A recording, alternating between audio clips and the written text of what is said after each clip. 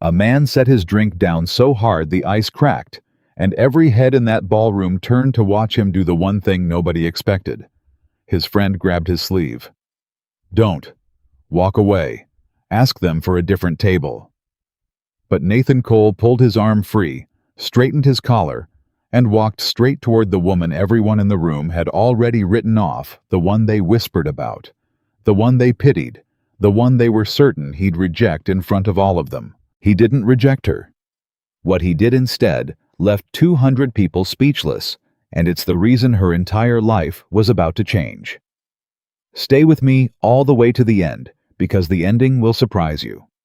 And do me a favor, tell me in the comments what city you're watching from, so I can see how far this story has traveled tonight. If stories about second chances and real love move you, subscribe and follow the channel, because this is one you'll want to finish. The card in Nathan Cole's hand said Table 7, and the moment his friend Marcus read it over his shoulder, he started laughing. "You're kidding me," Marcus said. "They matched you with her." Nathan looked up from the little cream-colored card. "With who?" "Don't play dumb." Marcus tilted his head toward the far side of the ballroom, toward the window where a woman sat alone. "Table 7, that's Victoria Bennett.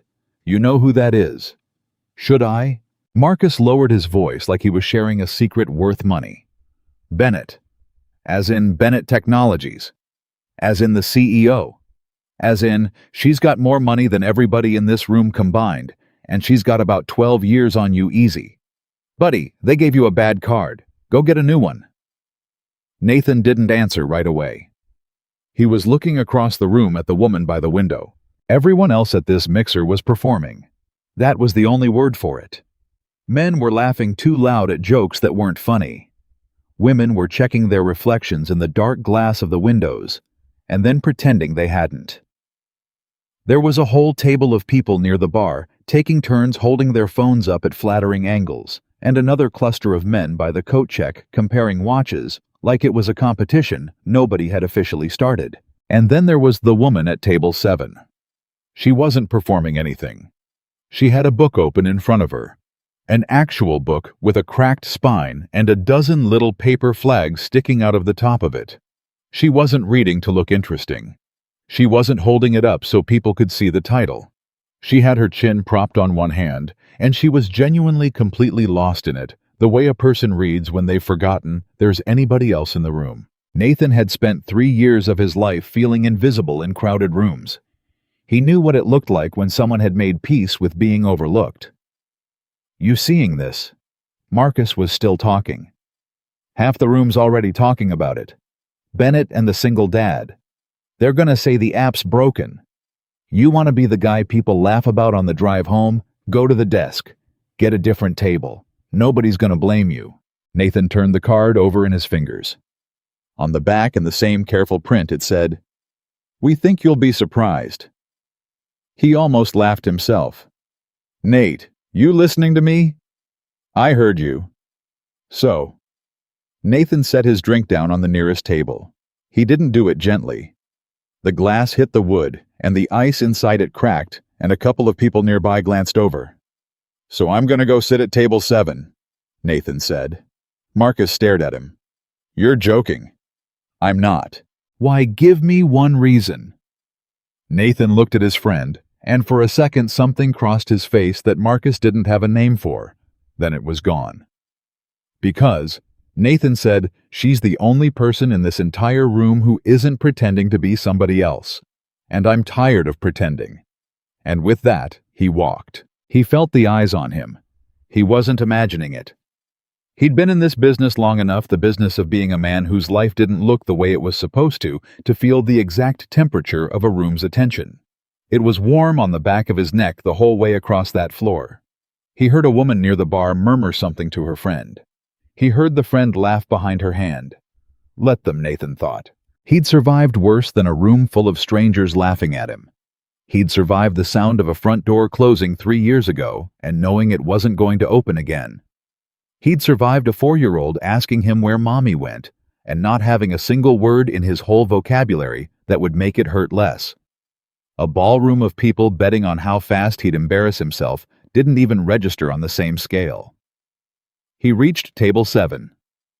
Victoria Bennett looked up from her book. Up close, she was more striking than she'd looked from across the room. Not because of makeup or a dress, though the dress was clearly expensive in that quiet way that didn't announce itself. It was her eyes. They were sharp, alert.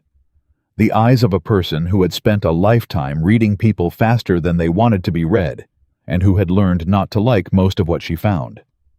She looked at Nathan, the way you'd look at a door-to-door salesman who'd already gotten one foot inside. "You're my match," she said.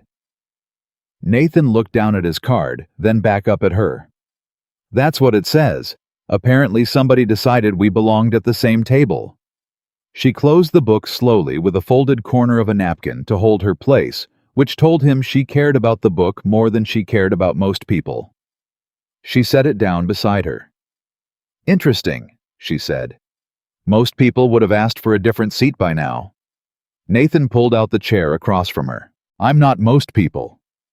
He sat down, and behind him, without turning around to look, he could feel the exact moment the room realized he wasn't leaving. The murmur changed pitch. The laughing stopped for a second, then started up again, sharper and more curious than before. Victoria noticed it too. Of course she did. She noticed everything. "You realize," she said, folding her hands on the table, "that you're going to be a story now. Somewhere in this room at least 4 people are already deciding what the moral of it is." "Let them decide," Nathan said. "It's a free country." "You say that like it doesn't bother you." It doesn't. She studied him. He let her. He'd learned a long time ago that when someone was trying to figure out your angle, the fastest way to disarm them was to not have one. "Everyone has an angle," she said as if she'd heard the thought. "Not everyone. In my experience, everyone." "Then maybe," Nathan said, "you've been meeting the wrong people." Something flickered across her face. Just for a second. Then it was gone, buried under the same composed expression she'd probably worn through 1,000 boardroom negotiations. A young server came by with a tray. "Something to drink for the table. Water," Victoria said, still not sparkling. "Same," Nathan said. "Thank you." The server left. Victoria arched an eyebrow. Water. Bold choice for a singles mixer. "I've got a 7-year-old at home," Nathan said. "The last thing that little girl needs is her dad coming home from a party unable to help her with a math worksheet." He said it plainly. He wasn't trying to impress her with it, wasn't trying to signal, "Look what a good father I am." It was just the truth of his Tuesday nights. But it landed differently than he expected. Victoria went quiet for a moment. Then she said, "You have a daughter." "Lily. She's 7. And her mother, not in the picture, hasn't been for 3 years." He watched Victoria's face while he said it, because that was usually the moment when women at these things started calculating. Single father, full-time, the ex who left. He could practically see the arithmetic happening behind their eyes. Too much baggage, too complicated, too much of somebody else's mess to clean up. But Victoria didn't do that. She just nodded slowly, and something in her expression softened by a single degree. "That's hard," she said. Not, "I'm sorry," not the reflexive thing people said, just "that's hard," like she actually knew it was. "It's the hardest thing I've ever done," Nathan admitted. "And I've done some hard things. Do you regret it?" The question caught him off guard. Most people never asked it. Most people assumed the answer one way or the other. "Regret what?" "Any of it," Victoria said. "The marriage, staying, the whole thing." Nathan turned his water glass a quarter turn on the table. He thought about it because she'd asked it like she actually wanted the real answer and not the polite one.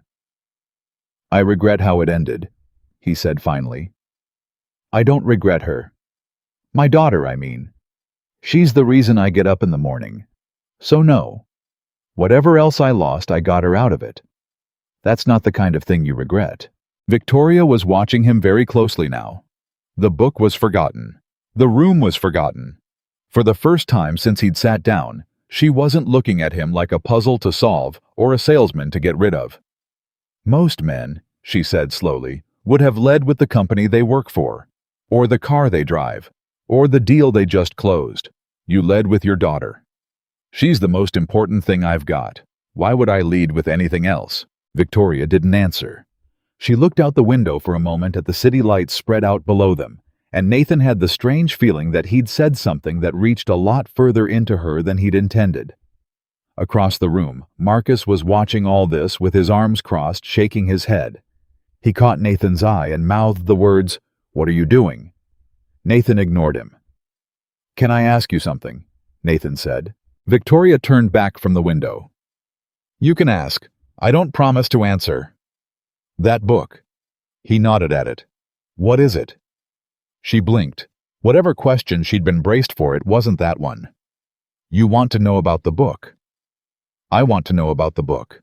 She picked it up, almost protectively, ran her thumb along the cracked spine. "It's a collection of letters. Correspondence between two writers who spent 40 years writing to each other and never once met in person. They lived on different continents. They just wrote. For 4 decades. Did they ever want to meet? That's the whole question of the book," Victoria said. And for the first time all night, something lit up in her face. Something young. Something that had nothing to do with boardrooms or balance sheets. They talk about it sometimes. Whether meeting would ruin it.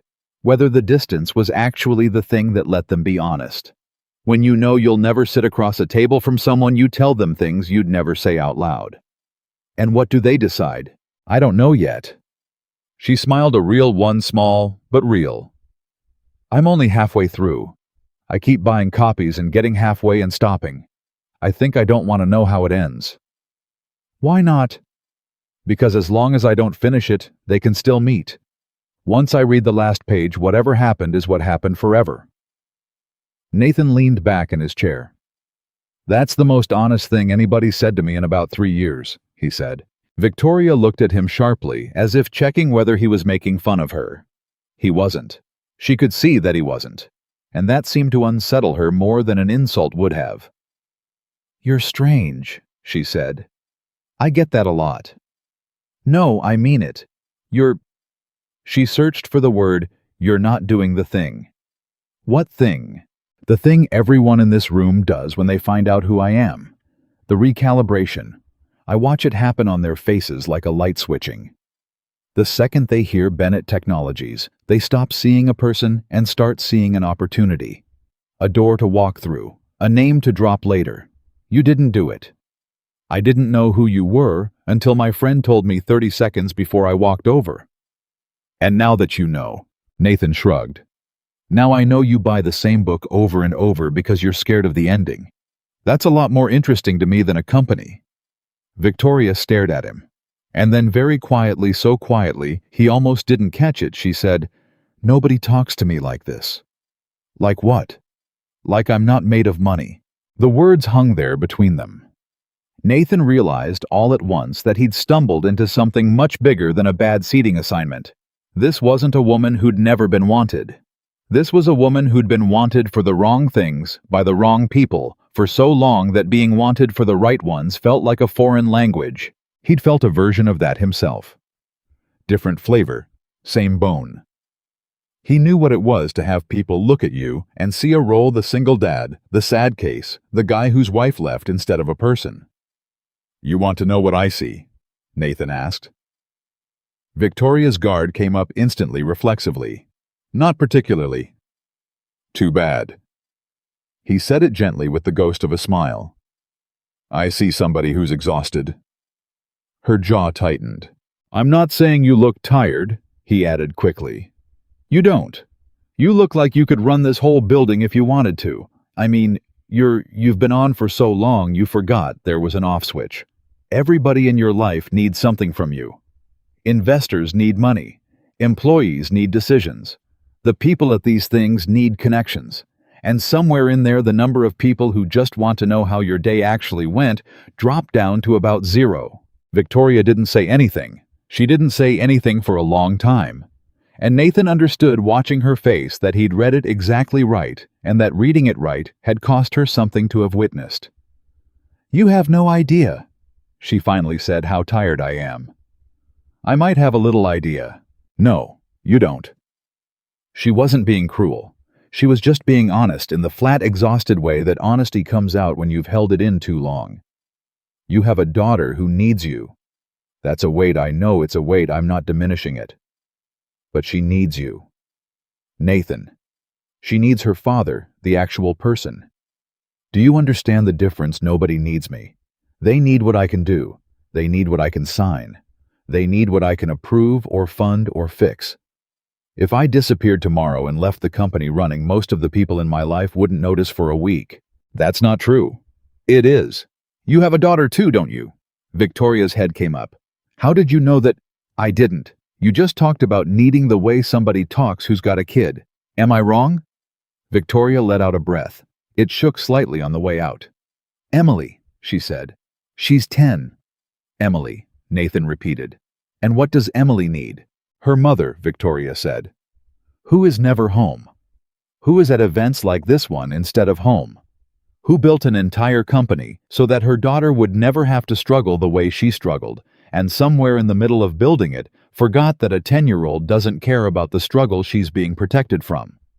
She cares whether you're at dinner. Nathan didn't say anything. He just let her keep going because she was going now, and he had the sense she hadn't let herself say any of this out loud in a very long time. I grew up with nothing, Victoria said. You want the whole story? Fine. 2-room apartment, mother worked 3 jobs. We moved every time we couldn't make rent, which was often. I decided when I was about Emily's age that I was never ever going to feel that scared again. And I didn't. I clawed my way up and I built something, and now I have more money than I could spend in 4 lifetimes, and I never feel that particular fear anymore. She paused. And I traded it for a different one, which is that my daughter is going to grow up and remember exactly one thing about me: that I wasn't there. The words fell onto the table between them like a dropped glass. Nathan sat with it. He didn't rush to fill the silence. He'd learned raising Lily that the worst thing you could do when someone finally told you the true thing was to trample it with reassurance. Can I tell you something? He said after a while. And I'm not saying it to make you feel better. I'm saying it because it's true. Go ahead. The fact that you're scared of that, the fact that it keeps you up at night, that's the whole thing right there. The parents who mess their kids up the worst are the ones who never worry about it for a second. You've been sitting here for 2 minutes telling me the thing that scares you most in the world is that your kid won't feel you showed up. You know who worries about that? People who are going to show up. You're just late to figuring out how. That's not the same as being a bad mother. That's a scheduling problem with a broken heart attached to it. Victoria looked at him, and her eyes were wet. She blinked it back hard. She was not a woman who cried at parties. He could tell that much.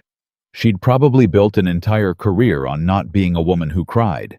But for one unguarded second, the composure cracked, and behind it, he saw exactly how long she'd been carrying this thing alone.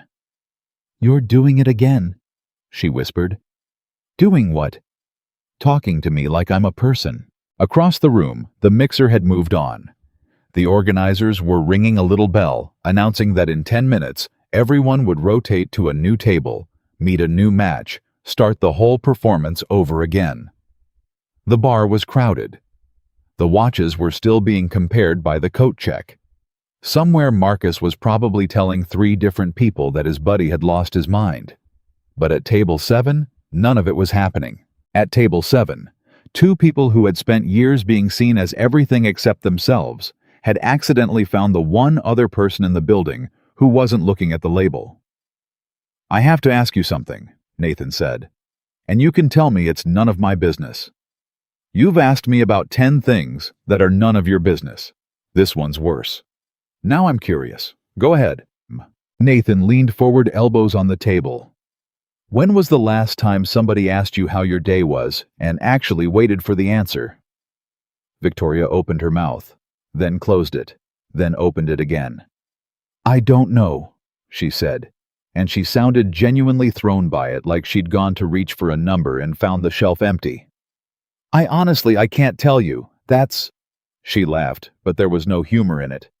That's a horrifying thing to not have an answer to, isn't it? Then I'll ask you, Nathan said. How was your day, Victoria? She stared at him. You don't want to hear about my day. I asked, didn't I? I don't ask questions I don't want the answer to. Ask my daughter. She'll tell you I'm the only dad at pickup who actually wants to hear the whole story about the lunchroom drama. Victoria laughed again, and this time there was something in it. Something real, something that surprised her as much as it surprised him. My day, she said slowly, testing the shape of it, was long. It started at 5 with a call to our office in Singapore, which went badly because the deal I've been building for 8 months is coming apart, and 3 people who work for me are pretending it isn't. Then I had a lunch I don't remember eating with a board member who wants me to step back from day-to-day operations, which is a very polite way of telling a woman my age that she's in the way. Then I went home for exactly 40 minutes, and my daughter was already at a friend's house, so I didn't see her. And then I put on this dress and came to a party I didn't want to attend because my assistant said, and I quote, "You need to have a life outside that building." She spread her hands. And here I am, having a life. And how's it going? Nathan asked. The life. Victoria looked at him for a long moment. Better than I expected, she said quietly. In the last 20 minutes. The bell rang again. 2 minutes to rotate. A man was already hovering near their table. A tanned, silver-haired man in a suit that cost more than Nathan's car, holding his own little cream card and eyeing table 7 like it was a reservation he intended to claim. Nathan recognized the type instantly. He'd bet money the card in that man's hand had a company's net worth already calculated on the back of it. Victoria saw the man too. And something changed in her posture. She straightened up, the softness folding back inside her like a letter going back into an envelope. The CEO returned. The armor came back on. That's my next match, I imagine, she said, and her voice had gone cool and even again. Don't feel obligated to defend the table. I wasn't planning to defend anything. Good. The silver-haired man arrived, all teeth and cologne. Victoria Bennett, he said, like her name was a prize he'd won. I've been trying to get an introduction to you for 2 years, and here fate hands you to me at a singles mixer. He laughed at his own line and set his card down on the table without asking. Roger Vance, Vance Capital. I think you and I have a great deal to discuss. Nathan watched Victoria's face do the exact thing she'd described earlier, except in reverse. He watched her become the label on purpose as a shield. Watched her put on the polished, distant, untouchable version of herself that these men expected because it was easier than being touched. Mr. Vance, she said smoothly. Have a seat. Roger Vance looked at Nathan for the first time and dismissed him in the same glance.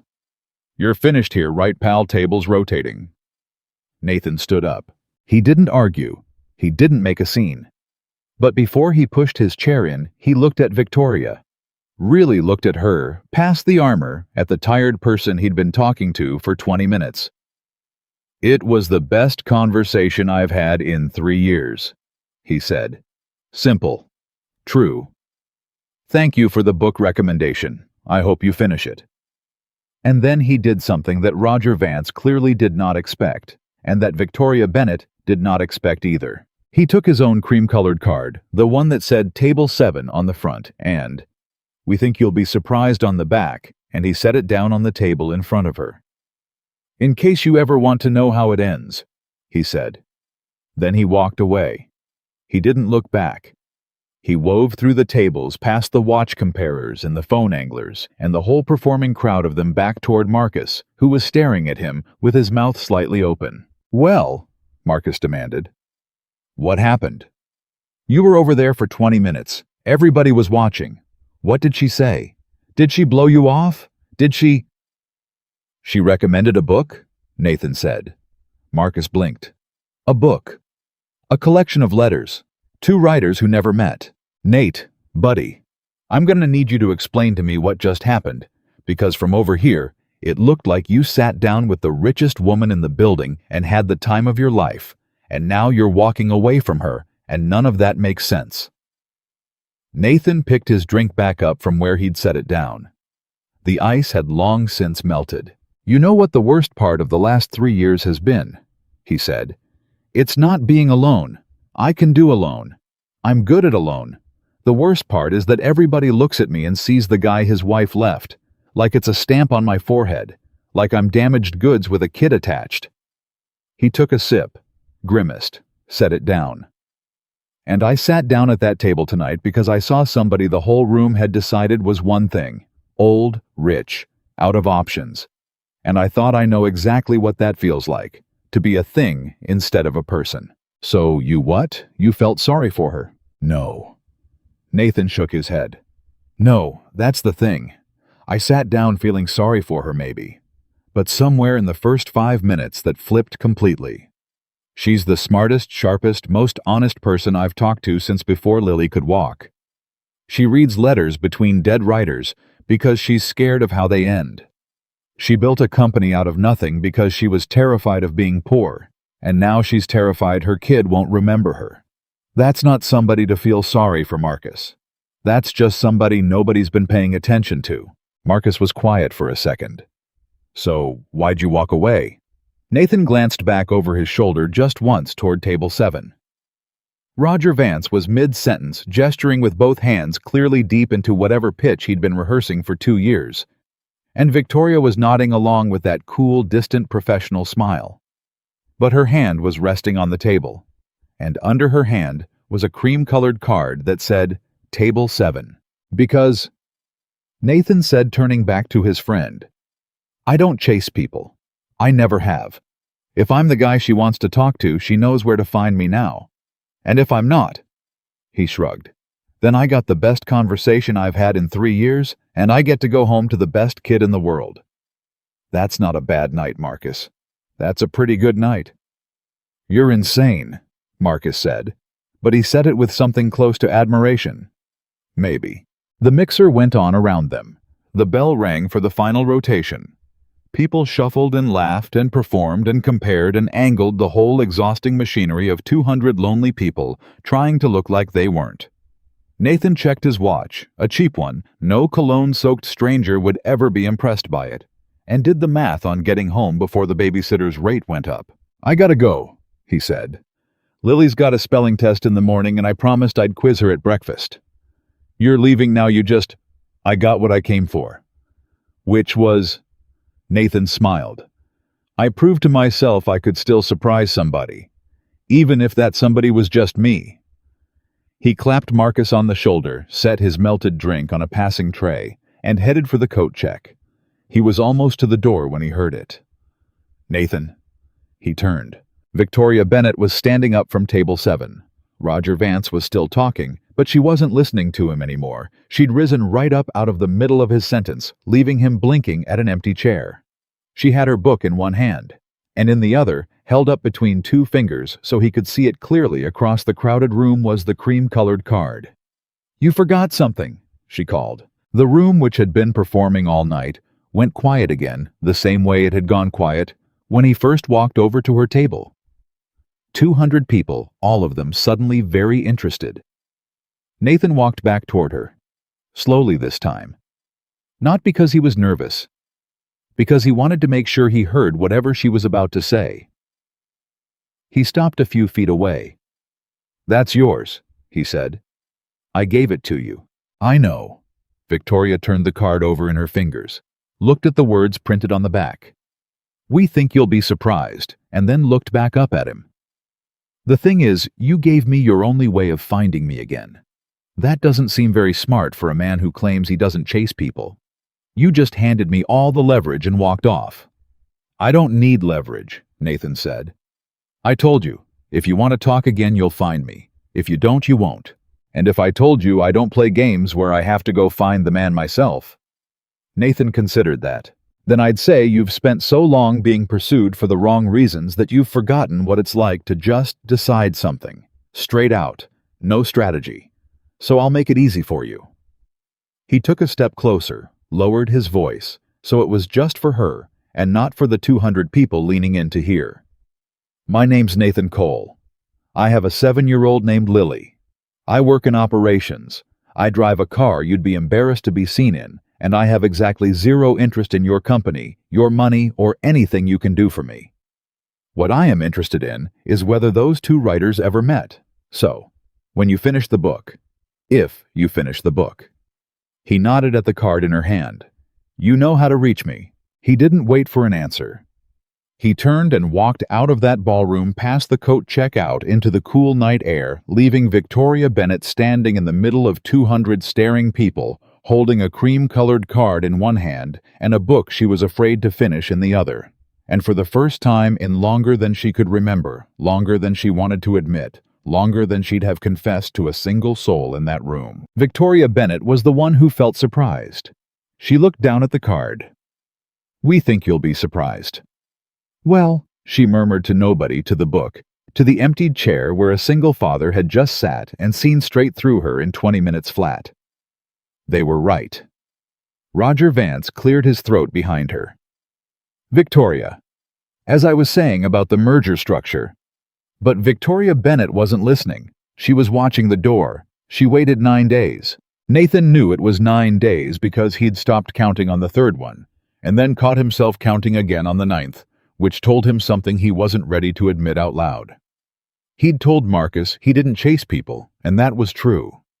What he hadn't mentioned was that not chasing somebody and not thinking about them were two entirely different disciplines, and he was only good at one of them.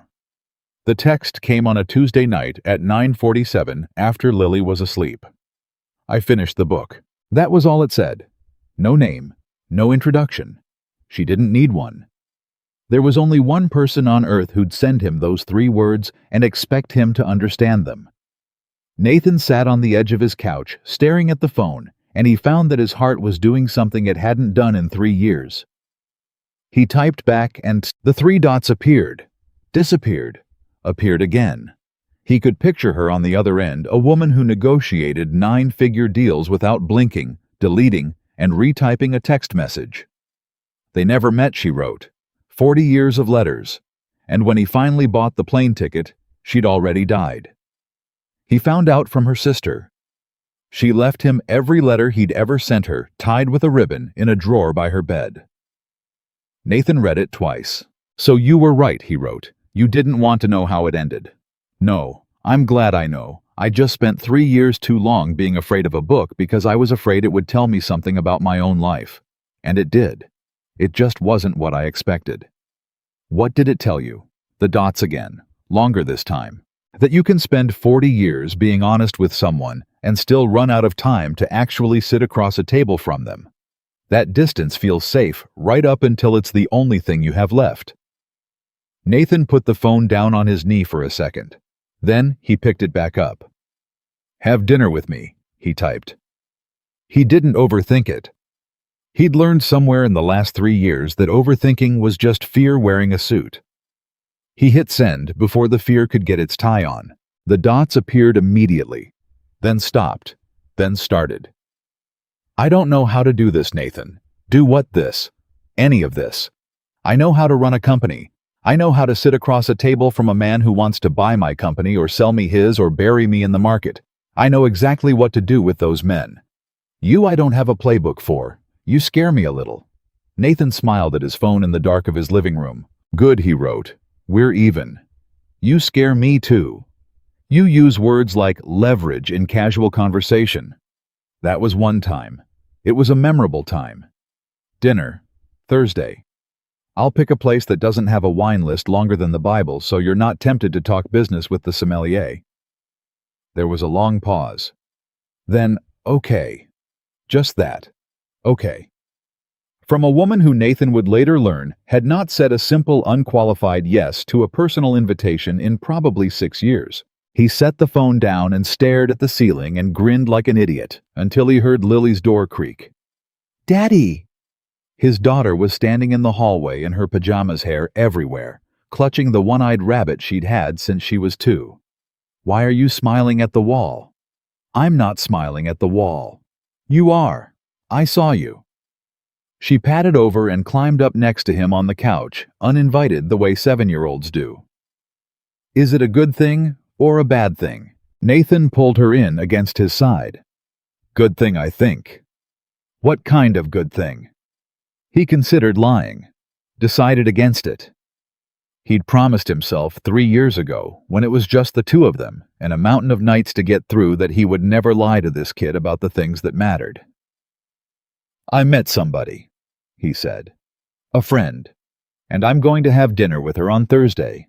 Lily processed this with the seriousness of a Supreme Court justice. A girlfriend or a friend. Somewhere in between, maybe. We'll see. Does she have kids? She has a daughter, a little older than you, 10. Lily wrinkled her nose. 10-year-olds think 7-year-olds are babies. Some do. Maybe this one doesn't. He kissed the top of her head.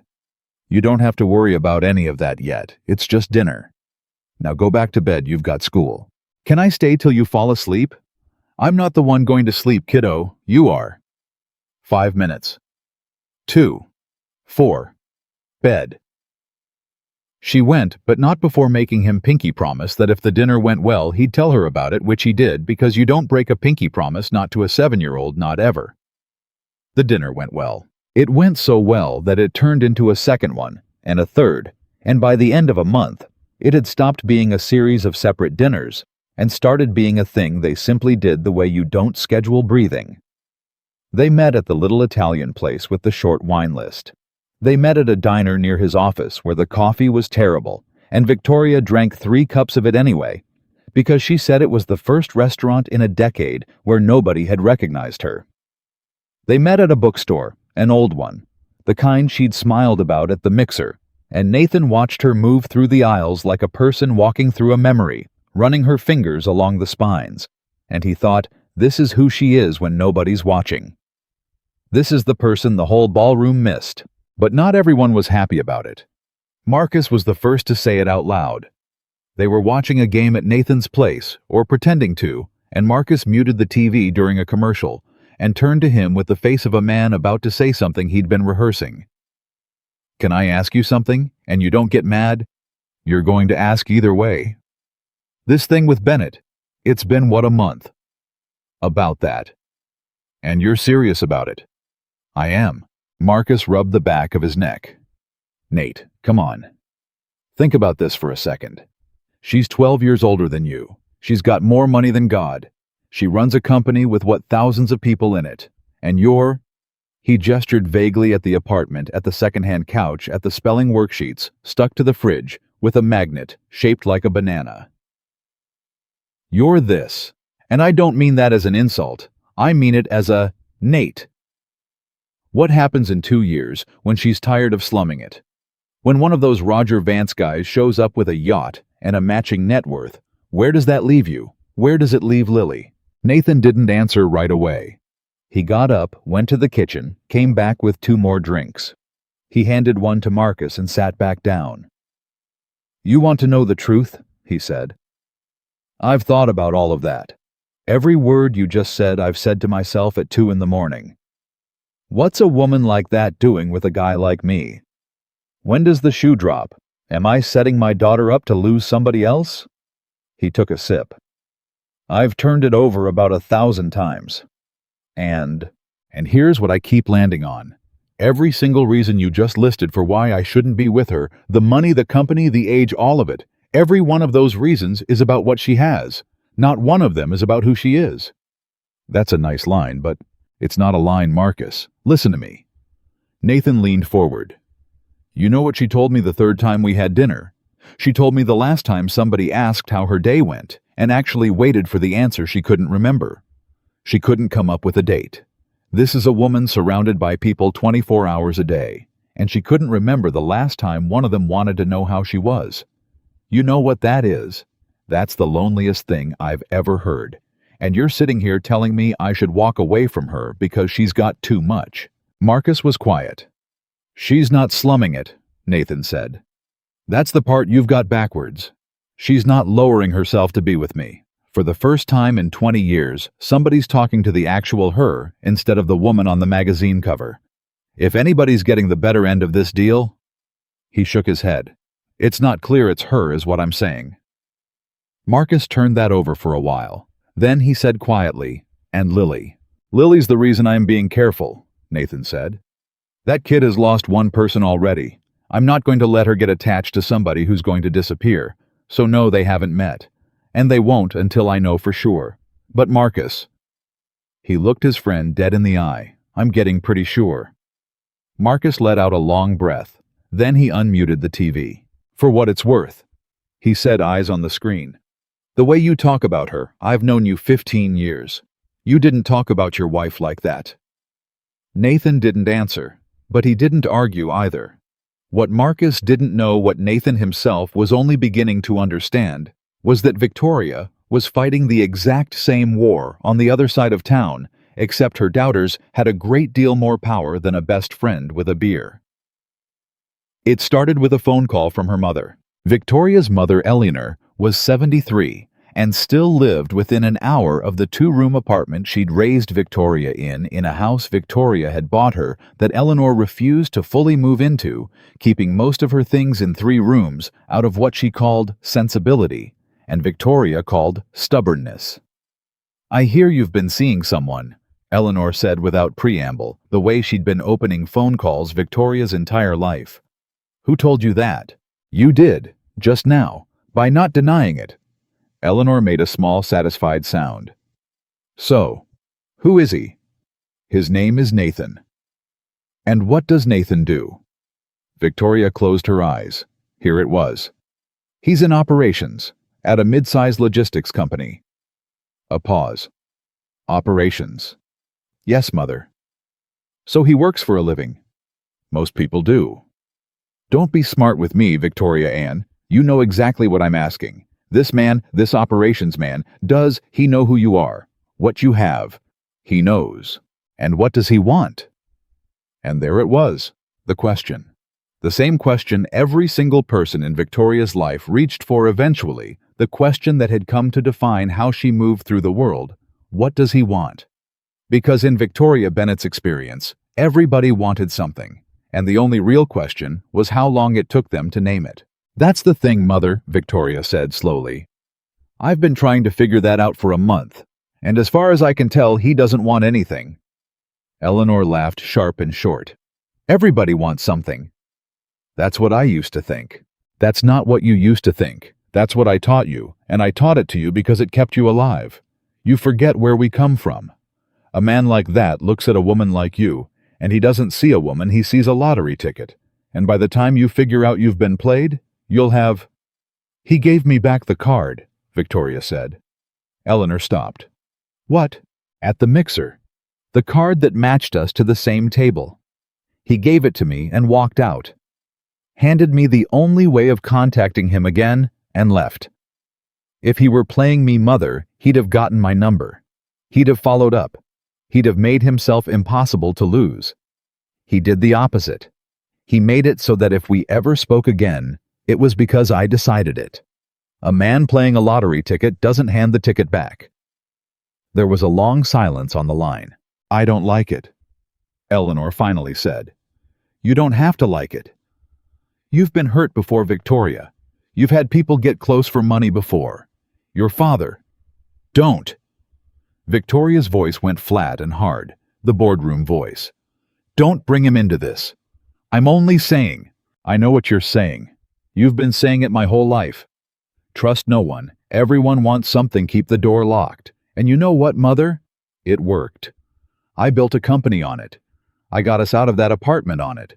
And I'm 48 years old, and I have 3 houses and a jet and a company worth more than the town we grew up in, and I have never once, not one single time, had a man ask me how my day went and wait for the answer. Her voice cracked just slightly on the last word. Until 3 weeks ago. So forgive me if I'm not in a hurry to lock the door again. Eleanor was quiet for a long moment. You sound like you're falling for him, she said. And it wasn't approval, but it wasn't quite the warning it had been either. I don't know what I'm doing, Victoria admitted, and it was the most honest thing she'd said to her mother in years. That's what's terrifying. I always know what I'm doing. I don't know what I'm doing. Then be careful, Eleanor said. Which from Eleanor was practically a blessing. But her mother was the easy one. The board was not. The board found out the way boards always find out, through a photograph. Somebody at the diner near Nathan's office had recognized Victoria after all, despite her belief that she was invisible there, and had taken a picture of the CEO of Bennett Technologies laughing over bad coffee with an unremarkable man in an off-the-rack jacket, and that picture found its way to exactly the person Victoria least wanted to have it. Gerald Hume had been on Victoria's board for 9 years, and he had spent at least the last 2 of them building a quiet case that Victoria was, in his carefully chosen phrase, past the point where her judgment can be relied upon without oversight. He was the board member from the mixer story, the one who'd suggested over a lunch she didn't remember eating that she stepped back from day-to-day operations. He wanted her chair. He'd wanted it for years. And a photograph of the CEO looking love-struck over $4 coffee with a nobody was, to a man like Gerald Hume, a gift. He brought it up in a closed session, slid a printed copy across the mahogany table like it was evidence in a trial. "I think we need to have a conversation," Gerald said, "about optics." Victoria looked at the photograph, looked at her own face in it, genuinely happy, unguarded mid-laugh, a version of herself she barely recognized because she saw it so rarely. "That's a nice picture," she said. Victoria, "No, I mean it. I look happy." "When's the last time you saw a picture of me looking happy?" Gerald. "Take your time." A few of the other board members shifted uncomfortably. Gerald pressed on. "The company is in the middle of the most delicate acquisition in its history. Our stock is sensitive. Our investors are watching the leadership for any sign of instability. And our CEO is being photographed in—" He checked his notes. Actually checked his notes as if he'd rehearsed this. "A diner with a man our research indicates is a divorced single father, an operations middle manager with no assets, no profile, and no—" "You ran research on him." Victoria said it very quietly. Gerald had the grace to look for half a second like he knew he'd stepped somewhere he shouldn't. But only for half a second. "Due diligence. Given your position, given the exposure, it would be irresponsible not to. You ran a background check on a man I've had dinner with 4 times. Victoria's voice didn't rise. That was the frightening thing about it, the thing that made 2 of the other board members go very still. It didn't rise at all. "You spent company resources investigating my personal life, and then you brought a photograph of me to this table like I'm a teenager who broke curfew." "I brought a legitimate governance concern. His name is Nathan Cole." Victoria stood up. She placed both hands flat on the mahogany. "He has a 7-year-old daughter named Lily. He has never once asked me for a single thing. He does not know I'm in this room defending him, because it would never occur to him that he needed defending, because unlike everyone at this table, he has never seen me as a resource to be managed." She looked slowly around the table, meeting each pair of eyes in turn. "And the fact that this board thinks my personal happiness is a governance concern tells me far more about this board than it does about me." "Victoria, be reasonable." "I am being reasonable. I'm going to be very reasonable, so listen closely." She picked up the photograph, folded it once, and put it in her jacket pocket. "This photograph is mine now. And Gerald. The next time you spend company resources investigating a private citizen because he had the audacity to make me laugh, I will bring that to this table as a governance concern.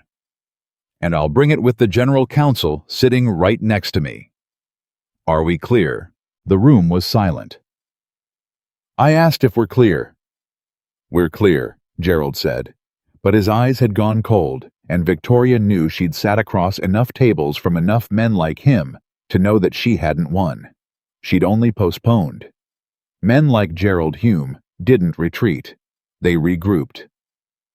She left the session and drove herself home. No driver, and she sat in her car in the garage for 20 minutes before she trusted her hands enough to text Nathan. "Rough day," she wrote. "Tell me," he wrote back within a minute. Always within a minute. She looked at those 2 words on the screen. "Tell me." Not what happened, which demanded a report. Not "are you okay," which demanded reassurance. Just tell me. An open door with nothing required of her but to walk through it, and she found sitting alone in her car in the dark of her garage that her eyes were stinging. "A member of my board investigated you," she typed. Background check. Brought a photo of us to a closed session and called our relationship a governance concern. I'm sorry. You got dragged into my world today, and you didn't even know it. The dots appeared. She braced for it for the retreat. For maybe this is too complicated for the entirely reasonable response of a sane man realizing he'd wandered into a world of board intrigue and billion-dollar acquisitions and background checks, a world with nothing in it for him but scrutiny. Did you defend me? Nathan wrote. She stared at the question. Of all the things he could have asked. Yes, she wrote. Then I'm not sorry, he wrote back. I'm proud of you. Some rich guy tried to make you feel small for being happy, and you stood up in a room full of people and didn't let him. That's not a rough day, Victoria. That's a day you'll be glad you had 10 years from now. She read it 3 times. You're not scared off, she wrote. A man ran a background check on you. Because of me. Let me tell you something about background checks, Nathan wrote. I've got nothing to hide. I've got a decent credit score, a paid-off car that embarrasses you, 1 parking ticket from 2019 that I'm still bitter about, and a 7-year-old who thinks I hung the moon. Your board guy wasted his money. There's no dirt. There's just a guy who likes you. Victoria laughed out loud alone in her car, the sound surprising her. You're not what I expected, she wrote. At the mixer, I mean, when you walked over. I had you figured out in about 4 seconds, and I was wrong about every single thing. What did you have me figured for? A man who'd sit down, realize who I was, and spend the next 20 minutes finding a way to mention that his company was looking for investors. And instead, you asked me about a book. There was a pause. Then Nathan wrote, come over. Victoria blinked. What? Not tonight. You've had a rough day and Lily's asleep. But soon. Come over. Meet her. It's time. Victoria's heart did something complicated in her chest. She knew what this was. She wasn't a fool. She understood exactly how careful he'd been, how he'd kept his daughter walled off from all of this, how the fact that they'd been seeing each other for a month and she'd never so much as glimpsed the little girl was not an accident, but a decision made by a man who'd watched his child lose 1 person already and would sooner die than let it happen twice. She understood that being invited to meet Lily was not the same as being invited to dinner. It was Nathan handing her something breakable and trusting her not to drop it. Are you sure, she wrote? That's a big step. For her, I mean. I don't want to be someone who comes into that little girl's life and then, I know, Nathan wrote. I've thought about it more than I've thought about anything in 3 years. That's how I know I'm sure. Come meet my daughter Victoria. And bring Emily if she'll come. Let's stop having 2 separate lives that we sneak away from to see each other. Let's see if the whole thing fits. Victoria sat in her dark garage, 48 years old, CEO of a company worth billions. A woman who had that very afternoon faced down a hostile board without her voice rising once, and she found that her hands were shaking and that it had nothing to do with Gerald Hume. What if she doesn't like me? She typed. She almost deleted it. It was the most naked thing she'd ever sent anyone. It was a 7-year-old's fear in a 48-year-old's phone. She hit send before she could stop herself. Then she doesn't like you, Nathan wrote. And we figure it out from there. But Victoria, you're worried about the wrong thing. You keep bracing for people to want something from you. Lily's 7. She doesn't know what a CEO is. She doesn't know what a stock price is. She's going to look at you and see exactly one thing, whether or not you actually listen to her. That's the whole test. That's it. And I've watched you listen to me for a month. A pause then. You're going to pass Victoria. You've been passing this whole time. You just don't believe anybody's really grading fairly. Victoria put the phone against her chest and closed her eyes and breathed. For 30 years, she had lived by her mother's law. Everyone wants something. Keep the door locked. Trust no one. It had been a good law. It had kept her safe. It had built her an empire. And it had left her sitting alone in a dark garage, unable to remember the last time someone waited for the answer to how her day went. She lifted the phone back up. Saturday, she typed. Emily and I will come Saturday. Saturday, Nathan wrote. I'll make Lily clean her room, which she'll say is unfair, which it is. Victoria laughed again, and this time, when the tears came, she let them alone in the dark, and they weren't the kind that hurt. She wiped her face, checked her reflection in the rearview mirror, and did something she hadn't done in longer than she could remember. She drove home not dreading the empty house, but counting the hours until Saturday. She just didn't know yet that Gerald Hume, sitting in his own car across town, was making a phone call of his own. That the word postponed was to a man like him only ever a temporary condition. That some people, when they can't win an argument at the table, simply go looking for a different table entirely. Victoria didn't know any of that yet. For now she only knew that on Saturday, for the first time in her life, she was going to be graded by a 7-year-old, and that terrifyingly, wonderfully, it was the only test she'd ever actually wanted to pass. Saturday came, and Nathan made Lily clean her room, and Lily said it was unfair, which it was. "Why does it have to be clean if she's just going to be in the living room?" Lily demanded, standing in the middle of a floor that could not be seen for the toys. "Because," Nathan said, hauling a laundry basket in and setting it down. "When people come to your house for the first time, you make it nice for them. That's how you show them you're glad they came." "Are you glad she's coming?" Nathan paused with a stuffed animal in each hand. "I am." "How glad?" "Room cleaning glad. Now start with the books, they're the easy part." Lily started with the books.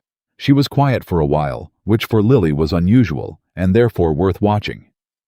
Then she said, not looking up, "Daddy, is she going to be my new mom?" Nathan set the stuffed animals down in the basket and crouched to her level, the way he always did when the questions got real. "No, baby. She's not going to be your mom. You've got a mom. She just doesn't live with us. That's not going to change." He tucked a piece of hair behind her ear. "Victoria's my friend, and I want her to be your friend too, but nobody's replacing anybody. That's not how it works. You've got room in your heart for lots of people. Adding one doesn't take another one away." Lily considered this. "Does she have a daughter?" "She does. Emily. She's 10. 10. Lily made the same face she'd made the first time. 10-year-olds think... 7-year-olds are babies. I know you told me. Maybe give her a chance to think something else before you decide." He stood up, knees popping. "Come on, books." They finished the room. Nathan changed his shirt twice and hated himself for it. He put out cheese and crackers, and then thought that looked like he was trying too hard, and then decided trying too hard was fine actually, and left it. At 11 o'clock, he heard a car in the driveway, and his heart did the ridiculous thing it had been doing for a month now, and he opened the door before she could knock. Victoria stood on his doorstep, and for a woman who ran a company, she looked absolutely terrified. "Hi," she said. "Hi." Behind her, arms crossed, half hidden by her mother, was a 10-year-old girl with Victoria's exact sharp eyes and an expression that made it very clear she had been dragged here against her will. "This is Emily," Victoria said. "Hi, Emily," Nathan said. "I'm Nathan. I'm really glad you came." Emily looked at him with the flat, evaluating stare of a child who had learned early not to hand out approval for free. "My mom said we had to." "Emily," Victoria said. "It's okay," Nathan said. "She's not wrong. You did kind of have to." He stepped back and opened the door wider. "Come on in. There's a 7-year-old in there who's been cleaning her room all morning and telling me the whole time that 10-year-olds think 7-year-olds are babies. So fair warning, she's braced for you." Something flickered across Emily's face. Curiosity, maybe. The faint interest of a child who has just been told she has a reputation to live down. They came inside. The first 10 minutes were as awkward as Nathan had expected. Lily hovered in the hallway, suddenly shy, peeking around the corner at the older girl. Emily stood by the door with her arms crossed, refusing to be impressed by anything. Victoria perched on the edge of the couch like she might need to make a fast exit. And Nathan did what he always did. When a room was tense, he started talking easy and low about nothing, letting the sound of an unbothered voice fill the space until the fear had somewhere to go. It was Lily who broke it. Of course it was. She'd been staring at Emily, and finally she blurted out the thing she'd apparently been holding in. "Do you really think 7-year-olds are babies?" Emily blinked, caught off guard by the directness of it. "What?" "My dad said 10-year-olds think 7 is babies. Do you think I'm a baby?" Everybody held their breath a little. Eh. Emily looked at the small, fierce, offended child in front of her, and something in her expression cracked just slightly. "I mean," she said, "kind of. But you seem okay." "I have a fort," Lily said, apparently deciding this was the deciding argument. "In my room. It has a secret entrance." Emily's arms uncrossed the smallest amount. "What kind of secret entrance?" "You have to know the password." "What's the password?" Lily gave her a look of profound disappointment. "If I told you, it wouldn't be a secret." And Emily, 10 years old, sharp-eyed, dragged here against her will, daughter of a woman who trusted no one, laughed. It came out of her before she could stop it, surprised right out of her. "Okay," Emily said. "Okay, show me the fort. But it better actually be a fort and not just like a blanket." "It's not just a blanket," Lily said, deeply offended, already leading the way. "It's a blanket and 2 chairs and a broom to hold up the top." They disappeared down the hall. And just like that, the 2 adults were alone in the living room, listening to the sound of their daughters negotiating the terms of a fort, and Nathan watched every ounce of tension drain out of Victoria Bennett's shoulders all at once, like someone had cut a wire. "Oh," Victoria said faintly, sitting down properly for the first time. "Oh, thank God." "You were worried." "I was terrified. Emily doesn't—" Victoria pressed a hand to her mouth for a second. "Emily doesn't warm up to people, ever. She's like me. It's my fault I taught her to keep the door locked without ever saying a word about it. She just watched me do it her whole life and learned it. She hasn't laughed like that with a stranger in, I don't know, I can't remember." "Kids are better at this than we are," Nathan said. "They haven't learned yet that they're supposed to protect themselves. They just find the person with the fort."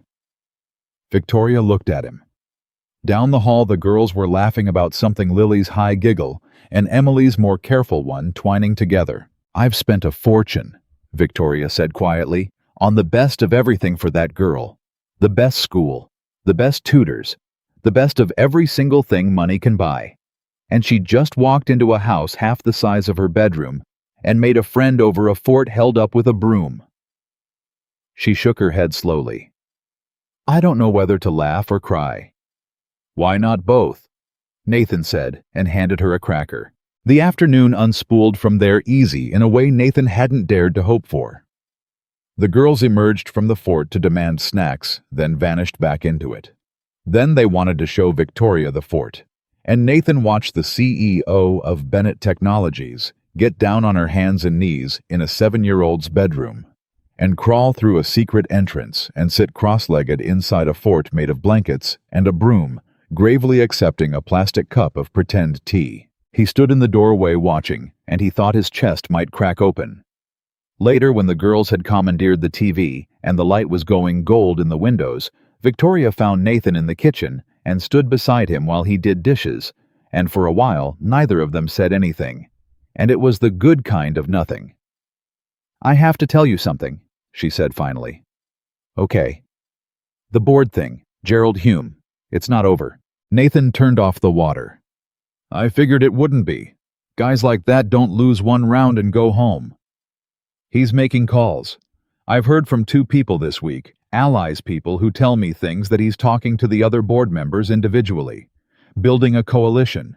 He's going to try to force a vote of no confidence, push me out or at least push me into a chairman role with no real power, and he's using—" She stopped. "Using me," Nathan said. "Using the idea of you. The narrative. The CEO whose judgment is failing, who's making reckless personal choices, who's not focused on the acquisition. He's turning us into evidence." Her jaw tightened. "I've fought off worse. I'm not scared of Gerald. But I wanted you to know, because it's going to get uglier before it gets better, and there might be more photographs, and I need you to decide with clear eyes whether you want to be standing next to me while it happens." Nathan dried his hands on a dish towel. Then he set the towel down and turned to face her fully. "There's a charity event," he said. "You mentioned it. Your company's foundation, the gala week after next." "Yes. Why, am I invited?" Victoria looked at him. "You want to come to that, Nathan? It's exactly the kind of room where the knives come out. It's Gerald's people. It's the board. It's every Roger Vance in the city. If you show up on my arm, you're going to be walking straight into it. Then that's where I want to be." Nathan said it simply. "Look, you've spent this whole thing protecting me, keeping the board stuff away from me, apologizing for your world worrying. I'll get scared off. And I appreciate it, I do. But that's backwards. You don't hide the person you're with in a bunker while you take all the fire. That's not how it works. Not for me." He took her hand. "So I'm coming to the gala. And if Gerald Hume or anybody else wants to make you feel small in a room full of people, they're going to have to do it with me standing right there. And I promise you, Victoria, I'm a lot harder to make feel small than they're expecting." Victoria looked at their hands, then at his face. "You have no idea what those rooms are like," she said softly. "I know exactly what those rooms are like," Nathan said. "I've just always been on the outside of them getting looked down on. This time, I'll be on the inside of one getting looked down on. Different view, same feeling. I can handle it." Victoria laughed, but it caught in her throat. "Why are you like this?" "Like what?" "Like," she gestured helplessly. "Like you'd walk into a room full of people who despise you just so I don't have to be in it alone." Nathan thought about it. "Because 3 years ago," he said, "I was in a room full of people at a work thing, right after my wife left. And everybody in that room knew. You could feel it. The pity, the whispers, the little glances. And I stood there feeling like the loneliest man on earth, and not one single person crossed that room to stand next to me. Not one." He shrugged. "I decided that night that if I ever saw somebody else standing alone in a room like that, I'd cross it. Every time. No matter what." He squeezed her hand. "You were standing alone in a room, Victoria, at a mixer, reading a book pretending you didn't care that 200 people had written you off. I crossed the room. I'm not going to stop crossing it now just because the room got fancier." Victoria didn't say anything. She couldn't. She just stepped forward and put her forehead against his chest, and Nathan wrapped his arms around her, and they stood there in the kitchen, while their daughters laughed at cartoons in the other room, and neither of them said a word, because there wasn't one that would have made it any truer than it already was.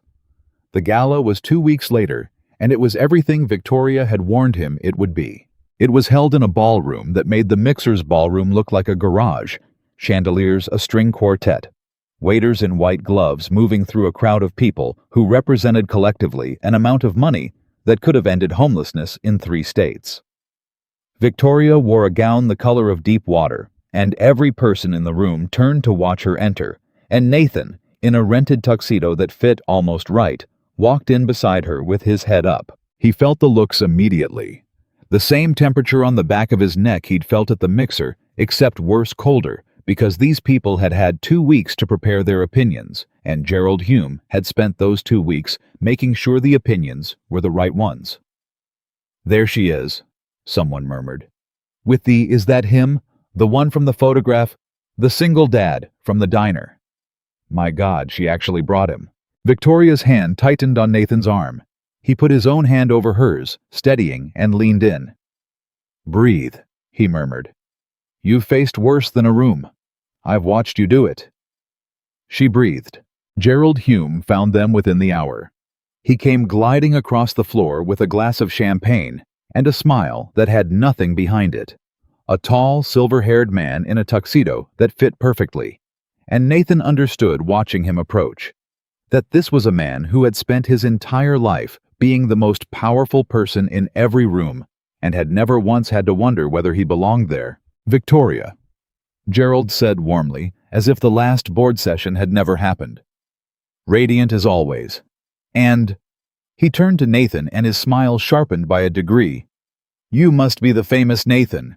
I feel like I know so much about you already." "I bet you do," Nathan said pleasantly. "You paid to." A flicker in Gerald's eyes. He hadn't expected that. He recovered smoothly. "I'm sorry. The background check," Nathan said. "Victoria told me. You spent company money to look into me. So you probably know I've got a parking ticket from 2019 I'm still bitter about. Anything else you want to ask, you can just ask me directly. Save yourself the research budget. A small crowd had begun in the way of these rooms to gather at the edges of the conversation, sensing blood in the water. Gerald noticed it too, and Nathan watched him make a calculation, the calculation of a man who had an audience and intended to use it. "Well," Gerald said, raising his voice, just slightly pitching it for the listeners. "I admire the confidence. I do. It takes a certain boldness for a man in your position to walk into a room like this."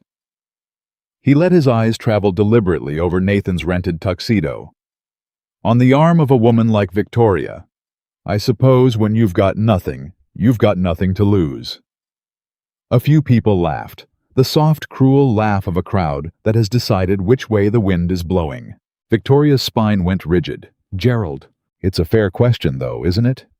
Gerald pressed on, warming to it now, playing to the ring of listeners. "I mean, one does wonder.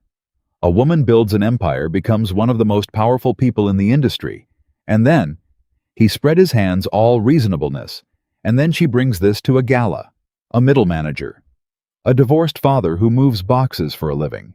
One does have to ask what a man like that could possibly offer a woman who already has everything." He smiled and delivered the line he'd clearly been saving. "I suppose even billionaires eventually run out of options." The crowd went silent. It was the exact silence Victoria had felt 100 times the silence of a room waiting to see whether the powerful man's cruelty would be allowed to stand. She opened her mouth. Every instinct honed over 30 years told her to level Gerald where he stood, to cut him down with the surgical precision she'd used in 100 boardrooms. But Nathan's hand touched her arm. A light touch. "Wait." And Nathan stepped forward. He didn't raise his voice. He didn't puff up. He looked at Gerald Hume with something that wasn't anger at all. Something closer to patience. The patience of a man who had spent 3 years being underestimated and had learned exactly how useful it was. "You're looking at the wrong thing," Nathan said. Gerald frowned. "I beg your pardon. You keep saying what a man like me could offer a woman like her. And you're measuring it all wrong. You're measuring what I have. The car, the job, the tuxedo I rented." Nathan tugged lightly at his own lapel, unbothered. "You looked me up, so you know exactly what I have, right down to the parking ticket. And by your math, it's not much. You're right about that. By your math, I've got nothing." He looked around the room slowly, meeting eyes the way Victoria did in her board sessions. And the crowd was so quiet now you could hear the string quartet 3 rooms away. "But here's what your math missed," Nathan said. "You looked at Victoria, and you saw a woman who has everything. And you're right, she does. She's got the company, the money, the houses, the whole thing.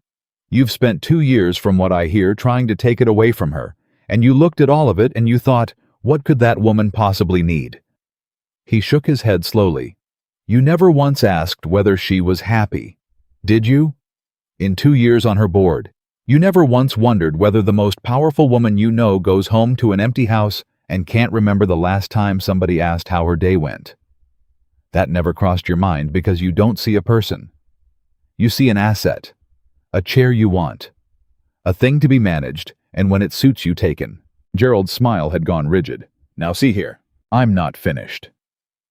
Nathan didn't raise his voice, but something in it made Gerald stop. "You want to know what I offer her? Here it is. Every single day for the rest of her life, if she'll have me, I offer her the one thing that all of this—" He gestured at the chandeliers, the champagne, the entire glittering room. "None of it could ever buy her. I offer her a person who wants nothing from her. Nothing. Not her money, not her company, not her name, not her connections. A person who looked at her before he knew who she was and saw somebody worth crossing a room for. That's what I offer. And you stand there in your $10,000 tuxedo and you can't even conceive of it because in your entire life, Gerald, I don't think a single person has ever wanted you for anything other than what you could do for them. And you know what? That's the saddest thing in this room. Sadder than my rented tux. Because I'll go home tonight to a daughter who thinks I hung the moon, and a woman I'd cross any room on earth to stand next to. And you'll go home to a background check, and a board seat, and a whole lot of people who are only nice to you because they're afraid of you. The silence in the room had changed completely. It was no longer the silence of a crowd waiting for cruelty to land. It had become something else. The listeners weren't looking at Nathan with contempt anymore. Several of them were looking at Gerald. Nathan turned to Victoria, and when he spoke again, his voice was softer, meant for her, though the whole room heard it. "And honestly," he said, "the bigger question isn't what I could offer her. It's why a woman like Victoria Bennett would ever choose a man like me. She could have anybody. She's got a room full of people who'd trip over themselves to be with her. And she looked at all of them, and she chose the guy with the paid-off car and the 7-year-old and the parking ticket." He looked at her, and the whole rest of the room fell away for a second. "I don't know why she did that. I ask myself every day. But I know I'm not going to waste it. Not one day of it." Victoria was crying. She was standing in the middle of a gala she'd walked into, as armored as a battleship, in front of the very people she'd spent her whole life proving herself to, and she was crying openly, and she did not care. Because for years, for her entire adult life, she had been treated as a woman too successful to need love, too powerful, too wealthy, too complete. People had wanted her money and feared her power and admired her from a careful distance. And not one of them, not a single one in 30 years, had ever stood up in a room full of her peers and said she is a person, and she deserves to be happy, and I would cross any room on earth to reach her. Nathan Cole had just done it in front of 200 people who despised him. Gerald Hume stood frozen, his champagne glass sweating in his hand, and he understood the room made sure he understood that he had reached for a knife and picked up the wrong end. He had tried to make Victoria's happiness look like weakness, and instead he'd handed the entire room a front-row seat to something none of them had, something all their money couldn't buy, and every person watching knew it. "I think," said a voice from the crowd, an older woman, elegant, one of the foundation's largest donors, "that this is the best thing I've seen at one of these galas in 20 years. She lifted her glass slightly toward Nathan. "Young man, whatever you're offering, it appears to be in short supply in this room." A ripple of something moved through the crowd. Not laughter. Something warmer and more dangerous to Gerald than laughter, agreement. Gerald set his champagne down on a passing tray with a hand that wasn't quite steady. This is a private matter, hardly appropriate for—" He didn't finish. He turned and walked away, and the crowd parted for him, and it was not the parting of respect. It was the parting people do for a man who has just lost something in public. The gala resumed around them, conversation rising again, but it was different now, and everyone could feel it. Victoria wiped her face with the back of her hand, laughing and crying at once, and Nathan pulled a folded handkerchief out of his rented tuxedo pocket and handed it to her. "You carry a handkerchief," she said, half laughing, taking it. "Single dad," he said. "I carry everything. Handkerchief, granola bar, 3, Band-Aids, a spare hair tie. You learn." Victoria pressed the handkerchief to her eyes, and then she looked at him, and her voice, when it came out, was not the CEO's voice, and not the armored voice, and not any voice he'd heard from her before. It was small, and stripped bare, and completely, terrifyingly honest. "Nobody's ever done that for me," she said. "In my whole life. Do you understand that I'm 48 years old, and I have done everything, been everywhere, met everyone and no one. No one has ever stood up in a room and said I was worth choosing. They chose my company. They chose my money. They chose the version of me that could do something for them. You just—" Her voice broke. "You just stood in front of everyone who matters in my world and told them I deserved to be happy. Like it was obvious. Like it was the most obvious thing in the world." "It is the most obvious thing in the world," Nathan said. "That's the part that kills me. That nobody ever told you before." And Victoria Bennett understood, standing in that ballroom under the chandeliers with a borrowed handkerchief pressed to her face, that the thing she had been afraid of her whole life was not being old, and it was not being alone, and it was not even losing her company to a man like Gerald Hume. The thing she had been afraid of all along was never once being truly seen. And the man standing in front of her in a rented tuxedo, who carried a handkerchief and a granola bar and 3 Band-Aids, because a 7-year-old had taught him to, had just seen straight through to the center of her in front of everyone and called it beautiful. "Take me home," she whispered. "I want to go home. Not to a house. Home. Wherever that is now." Nathan offered her his arm. "I know a place," he said. "Small, half the size of your bedroom. There's a fort in it, held up with a broom, and if you know the password, they might even let you in." Victoria laughed through her tears and took his arm. And together, in front of the whole watching room, they walked out. Not the powerful woman and the man beneath her. Not the CEO and the nobody. Not the story 200 people had been so sure they were about to witness. Just two people who had spent their whole lives being seen as everything except themselves, walking out of a golden room toward a small one where their daughters were waiting, and where for the first time in longer than either of them could remember, neither of them was going to be alone. They did not fall in love overnight, whatever the gala might have made it look like to the people watching. That was the thing Nathan tried to explain to Marcus a few weeks after, when Marcus kept talking about the gala like it had been the end of a movie. Word had gotten around, it always did, and Marcus had heard 3 different versions of what Nathan had said to Gerald Hume, each one more heroic than the last. "They're saying you told off a billionaire in front of the whole society crowd," Marcus said. "That true. He's not a billionaire. He's a board member. And I didn't tell him off. I just told the truth in a room where nobody expected anybody to." Same thing. "It's not the same thing," Nathan said. "And that's exactly the problem with how everybody's telling it. They're making it sound like some big dramatic moment fixed everything. It didn't fix anything. It was one night. You want to know what actually matters? It's not the gala. It's the Tuesday after the gala, when Victoria came over and Lily had a fever of 102 and threw up on the couch, and Victoria took off her $1,000 jacket and helped me clean it up, and then sat on the floor of a sick kid's bedroom until midnight, reading her stories in funny voices. That's the part that matters. That's the part nobody's telling." Marcus was quiet for a second. She did that. And she was terrible at the voices. Really bad. Lily loved it. Because that was the truth of it, and Nathan knew it even if the gossip didn't. The gala had been a moment. Moments were easy. Anybody could rise to a moment. What was hard, what actually built something, was all the unglamorous space between the moments.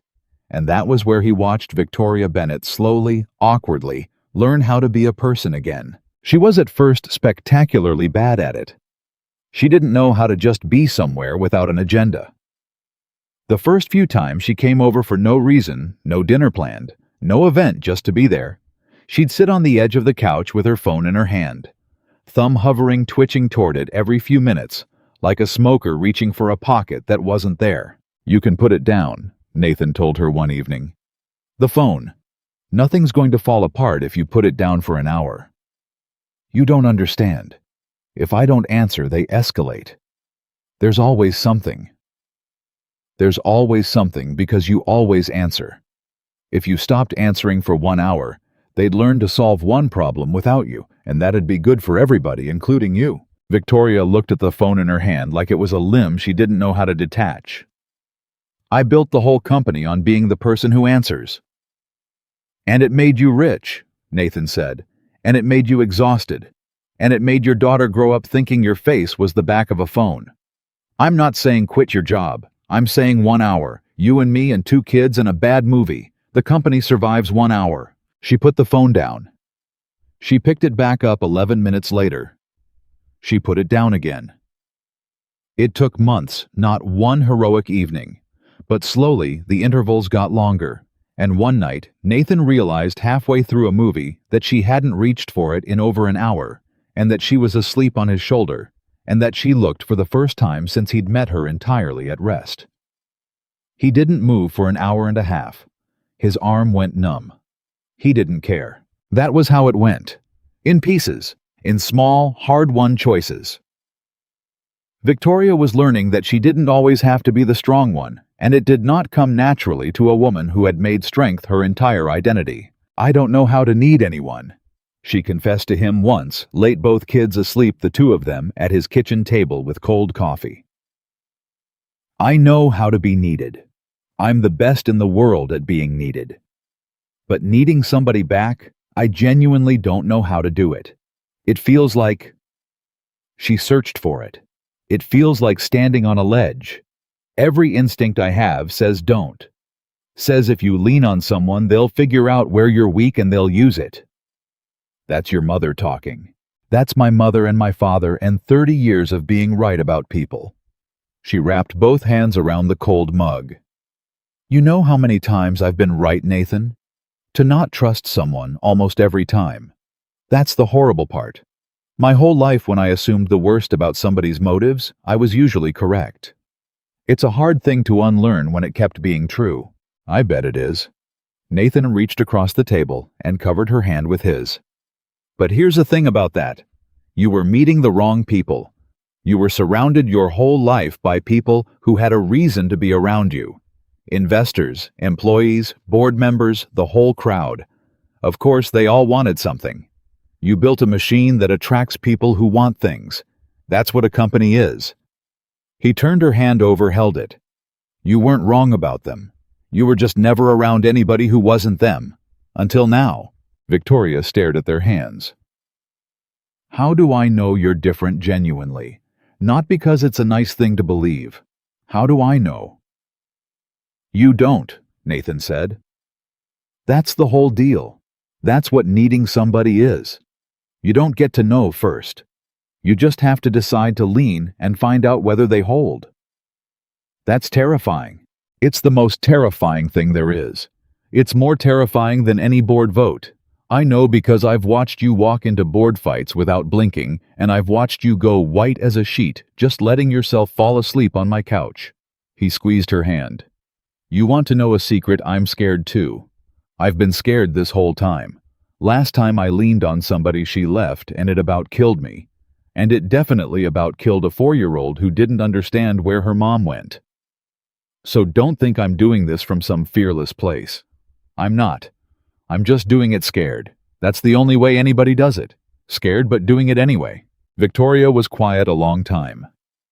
Emily asked me something last week, she finally said. She asked why I smile more now. What did you tell her? I lied. I said work was going well. Victoria let out a breath. The truth is, I smile more because for the first time in her whole life, her mother isn't afraid all the time, and she noticed. A 10-year-old noticed her mother was less afraid, and I didn't even have the courage to tell her why. She looked up at him, eyes bright. That's what you've done, Nathan. You didn't just make me happy. You made me less afraid. And my daughter can see it on my face. And that, Nathan thought, was worth more than every word he'd said at the gala. Because while Victoria was learning to need Nathan, was learning something too, and it was just as hard for him. He was learning that his life didn't have to be only survival. For 3 years, Nathan had lived by a single principle: keep the ship afloat. Make the money stretch. Get Lily to school. Get her fed. Get her to sleep. Get up. Do it again. He'd built a whole identity around endurance, around being the man who didn't break no matter what. And somewhere in that endurance, he'd stopped believing his life could be anything more than a series of days survived. Victoria was the one who caught it. Can I ask you something? She said one evening, watching him move around his kitchen. When's the last time you did something just for you? Not for Lily. Not for work. For you. Nathan had to think about it. He thought about it for an uncomfortably long time. I don't know, he admitted. I used to run. Before. I liked running. Haven't in a while. Why'd you stop? No time. And it felt, he shrugged, uncomfortable, selfish. An hour I could be with Lily spent on me. Didn't seem right. Nathan. Victoria set down her glass. Do you hear yourself? You've built a whole religion out of not letting yourself have anything. You won't run because it's an hour away from your daughter. You won't rest because resting feels like quitting. You've turned your entire life into penance, and I don't even think you know you did it. I did what I had to do. You did, and it was heroic, and I mean that you kept a little girl's whole world from falling apart with your bare hands. But somewhere in there you decided you weren't allowed to be a person anymore, only a father. And those aren't the same thing. Lily doesn't need a martyr. She needs a dad who's actually alive, who runs sometimes, Who has a life so that she learns a life is a thing a person's allowed to have. Nathan stood very still. That's a hell of a thing to hear from the woman who couldn't put her phone down for an hour, he said finally. Victoria laughed, caught. I know. Believe me, I know. We're a disaster, the two of us. You won't rest, and I won't stop working. Maybe that's why it works. We each got exactly the flaw the other one needs fixed. Maybe, Nathan said. And then after a moment, I'll start running again, if you put the phone down for an hour a night. That's blackmail. That's a deal. Take it or leave it. She took it. It became a thing between them, a quiet private economy of small repairs. She learned to rest. He learned to live. She'd text him a photo of her phone sitting face down on a table, hers, and he'd send back a photo of his running shoes by the door. Small proofs, small leans. Two people who'd forgotten how to be people teaching each other 1 hour at a time. And the children became the glue neither of them had planned for. Lily adored Victoria. It happened fast, and it happened total the way 7-year-olds love, without reservation, without measuring all the way. Victoria, it turned out, was a fountain of stories about the strange world of business, and Lily could not get enough of them. Victoria would come over, and Lily would climb into her lap and demand, "Tell me about a meeting where somebody was bad." And Victoria, who had spent 30 years hardening herself for boardrooms, would find herself telling a 7-year-old the story of some negotiation, translated into the terms of a playground dispute, and Lily would gasp at all the right moments and declare judgment on the villains. "And then what did you do?" Lily demanded during one such story. "I told him that if he tried to change the deal at the last minute, I'd walk away from the table entirely." Lily's eyes went wide. "Did you walk away?" "I stood up and started walking." "Did he follow you?" "He followed me into the elevator, apologizing." Lily collapsed backward in delight. "You're like a superhero, but for money." "That," Victoria said, "is the nicest thing anyone has ever called me." And she meant it, Nathan could tell. Somewhere in the middle of the corporate wars, being called a money superhero by a 7-year-old had landed on Victoria Bennett as pure gold, worth more than any headline. Emily was harder, she was older, warier, more her mother's daughter, but Nathan was patient with her in a way that slowly wore the wariness down. He never pushed. He never tried to be her father. He understood she had one somewhere, complicated as that was, and he never tried to fill a chair that wasn't his. He just listened. Whenever Emily talked, he stopped whatever he was doing and listened all the way, and it took Emily a while to understand that he wasn't going to check his phone in the middle, that the listening was real. "He actually listens," Emily said to her mother once in the car, and Victoria had to grip the wheel to keep from crying, because she knew exactly how rare that was, and she knew her daughter had grown up starved for it, and she knew whose fault that was. "He does," Victoria managed. "Nobody listens like that," Emily said. "Not even you. No offense." "None taken," Victoria whispered. "You're right. I'm trying to be better." "I know," Emily said, and then 10 years old and casual and devastating. "You are better. Since him. It's nice. I like you better now." Victoria pulled the car over. She had to. She sat on the side of the road and cried while her 10-year-old patted her arm awkwardly and said, Mom, it's a compliment. Why are you crying at a compliment?" And Victoria laughed and cried harder and thought that she would trade the whole company, the houses, the jet, all of it for this one sentence from her daughter. Not everyone was moved by the transformation. Gerald Hume had gone quiet after the gala humiliated regrouping, but not gone. Victoria knew better than to think he was finished, and about 2 months after the gala, he made his real move. It came as she'd predicted, as a vote. Gerald had spent his quiet months doing what men like Gerald did, making calls, trading favors, finding the pressure points on each individual board member.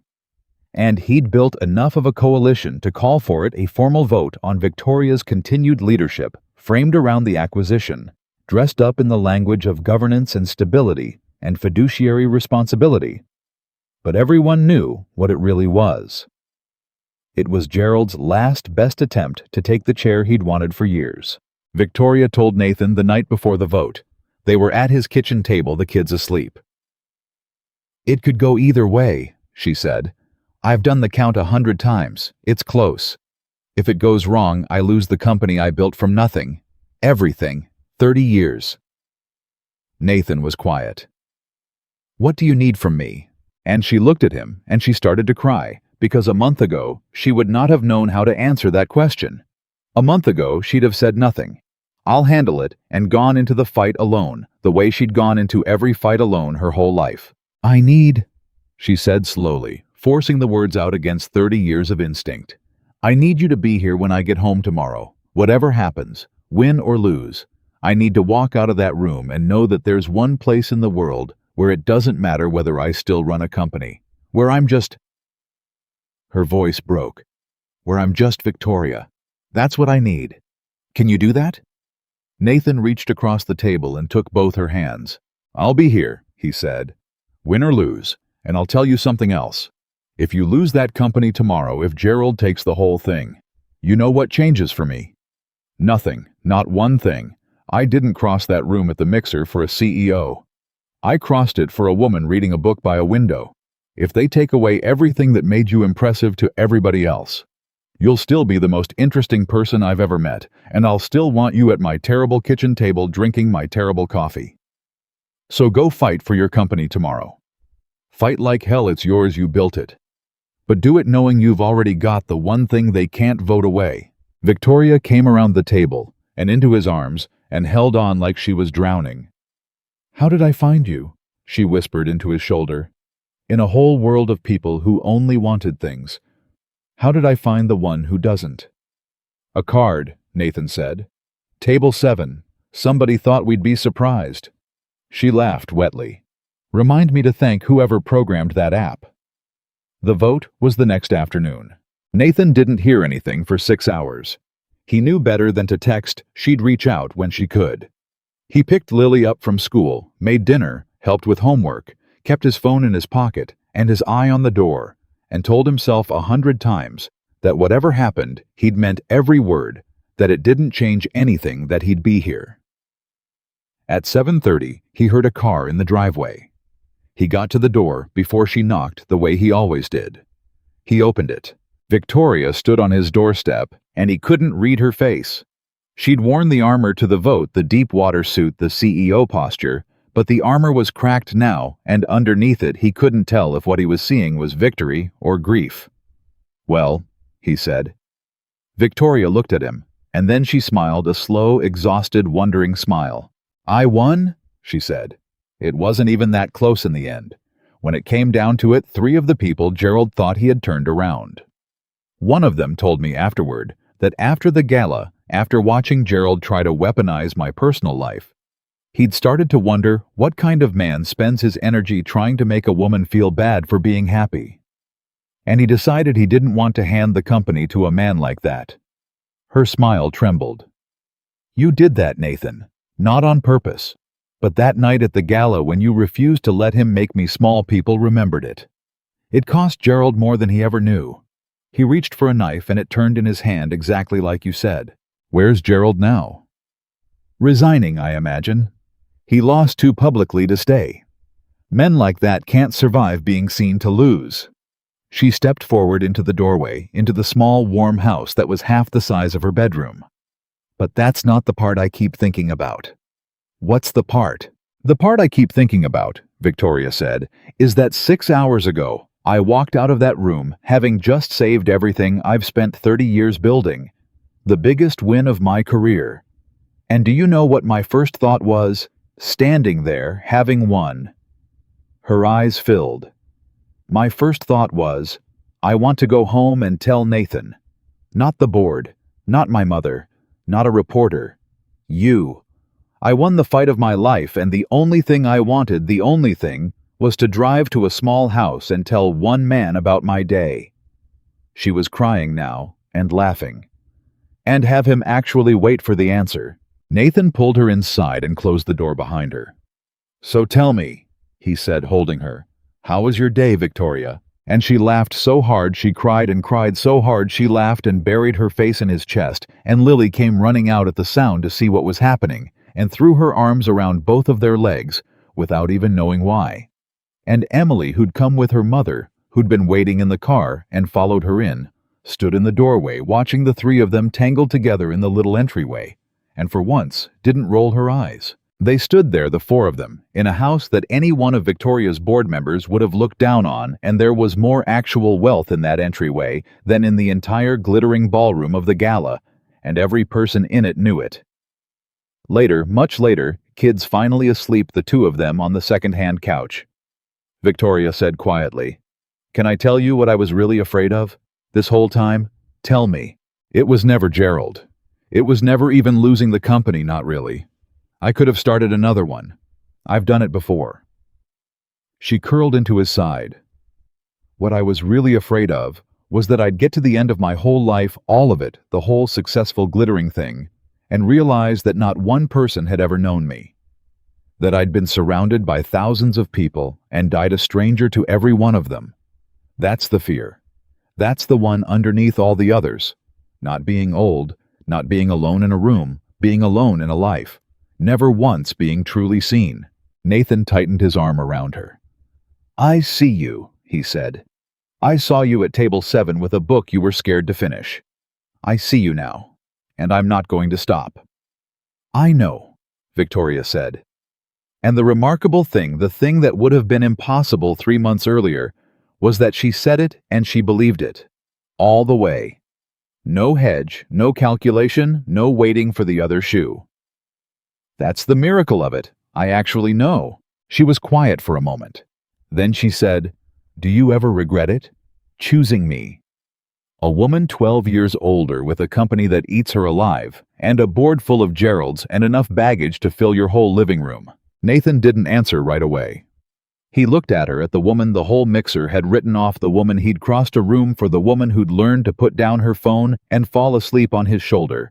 The woman who'd cried at a gala because one man finally said she deserved to be happy. "The only thing I regret," he said, "is that it took a random card at a singles mixer to find you. Somebody could have introduced us years ago. Think of all the terrible coffee we missed." Victoria laughed softly. "And the age thing, you really never think about it. 12 years. People talk. Let people talk. Age tells me when you were born. It doesn't tell me one single thing about who you are." He kissed the top of her head. "The day I start caring what a room full of Geralds thinks about the number on your driver's license is the day you should leave me, because it'll mean I forgot everything I learned crossing that room in the first place." Victoria was silent for a long moment, tucked into his side, listening to the small sounds of the small house, the tick of the heater, the distant hum of the refrigerator, the almost inaudible breathing of 2 sleeping girls down the hall. For the first time in her entire life, Victoria Bennett stopped worrying about how the world saw her. Because the one person whose opinion had come to matter more than the boards and the headlines and the whole watching world. The man beside her on a second-hand couch in a house half the size of her bedroom had already made up his mind about her worth a long time ago. He'd made it up at table 7 before he knew her name, before he knew her money, before he knew a single thing about her, except that she was a woman alone at a window brave enough to read a book while 200 people decided she didn't matter. He'd crossed the room then, and he was still every single day in every small, unglamorous choice crossing it. "For the record," Victoria murmured, half asleep, now warm and unafraid, "I don't regret it either. Any of it. The board, the Geralds, the whole exhausting thing. I'd do all of it again if it dropped me at table 7. Nathan smiled into her hair. "Worst match they ever made," he said softly. But Victoria was already asleep, and this time she didn't reach for her phone at all. 1 year later, Nathan stood in front of a hotel he recognized holding a card in his hand, and this time the card didn't say table 7. It said, "Reserved Bennett/Cole." "You're sure about this?" Victoria said, beside him, looking up at the building where a whole ballroom of people had once decided the two of them would fail. "It's a strange thing to celebrate. Most people go back to where they had a nice first date. We're going back to the place where everyone bet against us. That's exactly why we're going back, Nathan said. I want to sit at that table again, the actual table. Table 7 if they'll give it to us. He took her hand. I want to sit down in the place where 200 people were sure I'd walk away from you, and I want to have dinner with my wife. Victoria's ring caught the light as she squeezed his hand. It was a small ring. She'd insisted on a small ring. She could have bought a stone the size of a walnut, could have bought the jeweler, but she'd wanted something that didn't announce itself. Something that looked like it belonged on the hand of a woman who fell asleep on a second-hand couch. Nathan had proposed in his kitchen over terrible coffee, with both girls hiding in the hallway, giggling so loudly that it wasn't remotely a surprise, and Victoria had said yes before he finished the sentence, and Lily had come sprinting out yelling that she'd known the whole time, and she was going to be a flower girl, and she'd already picked her dress in her head. They'd been married 4 months now. The wedding had been small. Victoria had wanted it small, the way she'd wanted the ring small, deliberately, defiantly, a woman who'd spent 30 years doing everything large, now choosing on purpose to do the most important thing quietly. No board members, no investors, no press, though the press had tried. Just family and Marcus as best man, and Eleanor in the front row. Eleanor, who had come around slowly, grudgingly, and then all at once, the day she'd watched Nathan carry a sleeping Lily to the car, and tuck a blanket around a child who wasn't even Victoria's, and murmur goodnight to her like she was made of glass. That one's real, Eleanor had said to Victoria that night in the voice she used maybe once a decade. I was wrong. Don't tell him I said so, and don't you dare let him go. The girls had been Flower Girl, and Emily's insistence, co-best woman, a title that did not exist, and that Emily had invented specifically, so she wouldn't have to stand with the Flower Girls being 10 and above such things, while still getting to stand up front. Nathan had agreed instantly. He'd learned over the year that the fastest way to Emily's heart was to take her seriously, and so at his wedding, there had been a best man and a co-best woman, and nobody had questioned it because when a 10-year-old has decided she belongs somewhere, the wise adult simply makes room. Now, a year almost to the day since the mixer, they walked back into the hotel where it had all started. The maitre d' recognized the name on the reservation and led them across the same floor. The chandeliers were the same. The windows were the same, that same view of the city spread out below. And there by the window was the same table, and Nathan felt the whole strange circle of it close as they sat down. Table 7. Victoria said, running her fingers along the edge of it. They gave us table 7. I asked for it. Of course you did. She looked at him across at the same distance they'd sat a year ago when she was a stranger with a book, and he was a man everyone expected to flee. Do you know what I was doing exactly 1 year ago at this table to the day? Reading a book about 2 people who never met. Reading a book about 2 people who never met. She agreed, terrified to finish it. Convinced that the safest thing in the world was distance, that if I never let anyone actually reach me, they could never leave. I built a whole life on that. A company, a fortune, a very tall, very lonely tower, and I called it strength. She shook her head slowly. And then a man in a jacket that didn't fit right sat down across from me and asked about the book instead of the company, and the whole tower came down. 1 year. It took 1 year to knock down 30. I didn't knock anything down, Nathan said. You did. I just crossed a room. You did all the hard part. You let me stay. The server came. Nathan ordered water, still not sparkling, and Victoria laughed at the callback and ordered the same, and they sat at table 7 and had dinner as husband and wife in the exact place where a room full of strangers had been so sure of how their story would end. Can I confess something? Victoria said halfway through. About that night, a year ago. Confess. When you walked away. When you handed me that card and left me standing there in front of everyone, I was furious. She smiled at the memory of it. Genuinely furious. Nobody walks away from me. I'm the one who walks away. I decide when conversations are over. And you just got up and left and handed me the card and made it so that if anything ever happened again, it would have to be because I chose it. And I stood there thinking, who does this man think he is? And then Roger Vance sat down and started talking about merger structures, and I realized I couldn't hear a single word he was saying because I was watching the door you'd walked out of. She laughed softly. I stood up in the middle of his sentence. Do you remember I called your name across the whole room? I remember. Everybody remembers. It's the second most dramatic thing that's ever happened at this table. What's the first? The bill's about to come and I forgot my wallet, so. Victoria laughed the full laugh, the one that had surprised her the first night, and didn't surprise her anymore because it lived close to the surface now where it belonged. But the reason they'd really come back, the reason Nathan had asked for this table this night, this circle closed, wasn't only to remember. It was because tomorrow the four of them were leaving. Not forever, but for the summer. Victoria had done a thing that 6 months earlier would have been unthinkable. She'd stepped back. Not out. She wasn't a woman who could ever fully step out, and Nathan didn't want her to be, but back. She'd promoted the deputy she'd been mentoring for years, restructured her role, cut her hours nearly in half, and cleared a whole summer for the first time in 3 decades. The company survived 1 hour, she'd told Nathan when she'd decided it. You were right about that a year ago. So I got curious. If it survives 1 hour, what does it survive? Turns out a lot more than I let myself believe.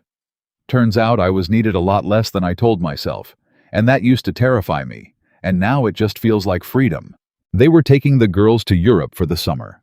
Bookstores, mostly Victoria's idea. She had a list. She wanted to take Lily and Emily to the oldest bookstores in the world, the ones she'd only ever read about, the ones she'd been too busy building an empire to visit. She wanted to buy the two of them each a book they'd remember their whole lives. She'd told Nathan to be the kind of mother whose face her daughter remembered, instead of the back of a phone. Emily said something to me last week, Victoria said now at table 7, turning her water glass. She said she couldn't wait for the trip. And then she said, this is the first time I've ever been excited about something with you and not been worried you were going to cancel. Victoria's eyes went bright. 10 years old, and that was the first time she trusted me not to cancel. It broke my heart and healed it in the same breath. You didn't cancel, Nathan said. That's the whole thing.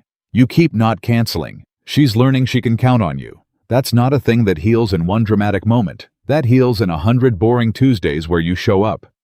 And you keep showing up. I learned it from you. She reached across the table and took his hand. Everything I know about showing up, I learned watching you do it for Lily. 3 years of it before I ever met you. You'd already been doing the hard, quiet thing for 3 years before anyone was watching. Nobody gave you a gala for it. Nobody stood up in a ballroom and said Nathan Cole deserves to be happy. You just did it day after day with no audience at all. Her voice caught. So at our wedding, when I stood up to give my toast, do you remember what I said? You said I was the first person who ever waited for the answer to how your day went. That's what I said out loud. But here's what I meant. She held his hand tighter. I meant that I spent 48 years being admired by people who never knew me, and it took one man who'd already learned how to love someone with no reward at all. One man who'd been showing up for a little girl for 3 years in an empty house to teach me the difference between being admired and being loved. Nobody ever loved me before you, Nathan. They loved what I could do. You're the first person who loved me for nothing, for no reason, for no return. She wiped her eyes with the back of her free hand. And I didn't even know that was a thing a person could have until you crossed that room. Nathan brought her hand to his lips and kissed her knuckles right beside the small, defiant ring. You had it the whole time, he said. You just needed somebody to hand you the card and let you decide. They didn't stay late. They had 2 girls at home with a babysitter and a plane to catch in the morning. And the truth was that neither of them cared much anymore about lingering in glittering rooms. They'd learned that the good part of life wasn't in rooms like this one.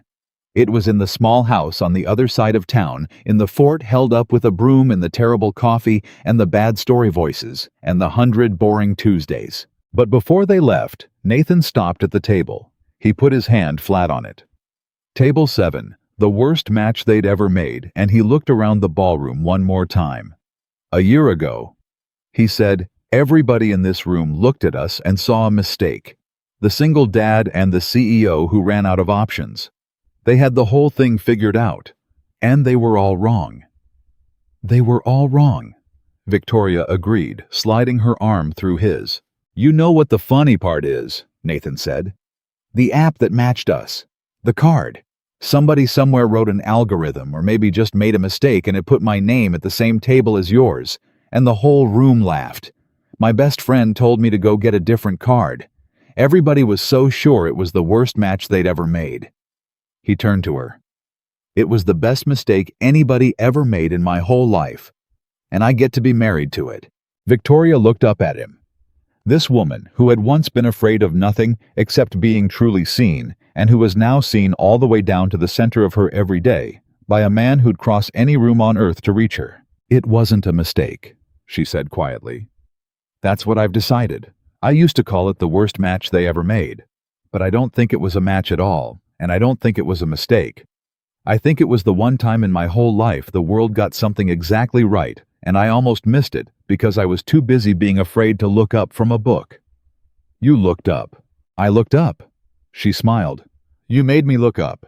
You said, I'm not most people, and pulled out the chair, and I looked up, and here we are. They walked out of the ballroom together past the same windows under the same chandeliers, and this time nobody was watching them, and that was somehow better than the night everyone had. They were just two people leaving a hotel, going home to their kids, catching a plane in the morning, to go stand in old bookstores and buy their daughters books they'd remember forever. In the car, Victoria leaned her head against the window and watched the city lights slide by, and she thought about the woman she'd been a year ago. The woman who couldn't remember the last time anyone asked how her day went. The woman who bought the same book over and over because she was too afraid to finish it.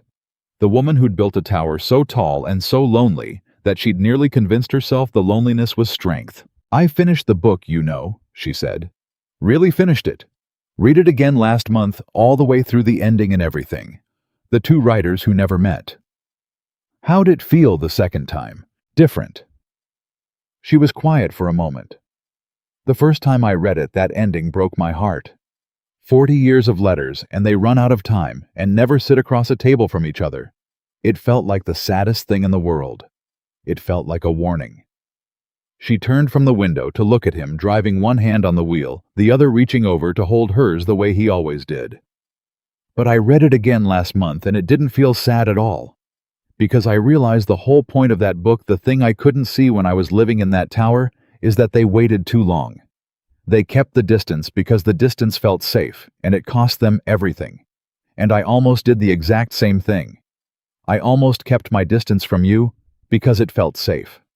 I almost lived my whole life like those two writers, honest with people from far away, and never once letting anyone close enough to actually reach me. But you didn't. But I didn't, because a man walked across a room and sat down at my table and refused to keep his distance. She lifted his hand and pressed it to her cheek. That book isn't a sad story to me anymore, Nathan. It's the story of what almost happened to me. And every time I look at you across an actual table, a real one close enough to touch, I remember that I didn't run out of time. I got to sit down. I got to stay. They drove the rest of the way in the comfortable silence of two people who no longer needed to fill every quiet. And when they got home, the babysitter reported that the girls had insisted on packing and repacking their suitcases 4 times, and had finally fallen asleep in Lily's room in the Fort Emily's long 10-year-old legs sticking out the secret entrance, and Lily curled against her side. Nathan and Victoria stood in the doorway of that bedroom and looked at the two girls asleep in a fort held up with a broom. One of them, the daughter of a single father who'd nearly forgotten he was allowed to have a life. The other, the daughter of a CEO who'd nearly forgotten she was allowed to be a person. And neither of them said anything, because there wasn't anything that could have made the moment more complete than it already was. We should move them to their beds, Victoria whispered.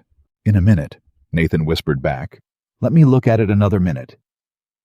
So they looked, and Victoria Bennett, who had walked into a mixer a year ago as one of the most successful and least known people in the country, who'd sat alone at table 7, certain that the safest thing was distance, who'd been so sure that a man like Nathan would never want a woman like her, stood in the doorway of a small bedroom in a small house, watching 2 little girls sleep in a fort holding the hand of a man who wanted nothing from her but her, and understood finally and completely that she had gotten everything backwards for 48 years. She'd thought love was something you earned by being impressive. It wasn't. Nathan hadn't loved her for a single impressive thing. He'd loved her for the book she was scared to finish, and the way she talked to a 7-year-old about business meetings, and the fact that she was underneath all the armor, just a tired person who'd never once been asked how her day went. She'd thought strength was distance. It wasn't. The strongest thing she'd ever done was let a man close enough to see her. She'd thought her age, her money, her position were the most important things about her, the things that defined whether she was worth choosing. They weren't. They'd never told anyone a single true thing about who she was. Age tells you when a person was born. It doesn't tell you the first real thing about their heart. And she'd thought for so long, for so many lonely years in that tall tower, that she'd left it too late. That she'd built the empire and won the wars and gathered the whole impressive glittering pile of it and traded away somewhere along the way any chance of being truly known. She hadn't left it too late. That was the thing. That was the whole thing. A card at a singles mixer that everybody laughed at, a table that everybody was sure would be a disaster. A man everybody expected to walk away. And instead, he pulled out a chair and sat down and asked about her book. Sometimes, the person the whole world tells you to walk away from is the person who walks toward you. Sometimes the match nobody wanted becomes the love nobody expected. And sometimes a woman who spent her entire life being seen as everything except herself finally meets the one person who looks past the age and the money and the title and the whole exhausting performance of it and sees simply and completely her. And in his eyes, she finds the only thing she was ever really missing. The only thing all that success could never buy, the only thing that was ever worth building a life around. Nathan Cole crossed a room for a woman everyone had written off. Victoria Bennett let him stay. And that, not the company, not the fortune, not the empire she'd spent her whole life building, that was the best thing either of them ever did.